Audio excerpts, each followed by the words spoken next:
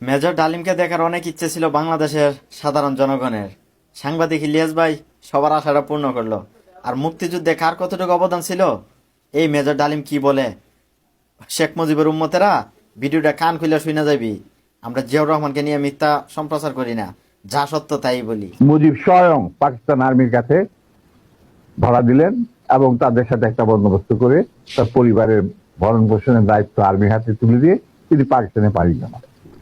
Doctor Kamal হোসেনের সঙ্গে যিনি ছিল major via media between Mujib and দি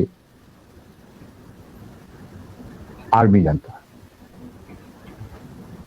তখন সেই দিশাহারা মানুষ বুঝতে পারছিল না বাংলাদেশে যারা কি করবে, তারা কোথায় যাবে, কিভাবে নিজের প্রাণ বাঁচাবে। সেই সময় চিটাগাঙ্গে থেকে ভেসে আসলো মেজর জিয়া স্বাধীনতার ডাক। আমি তখন পাকিস্তানে চাকরিরত অবস্থা। সেই ডাকে দেশের লোক একটা আলোর রশ্মি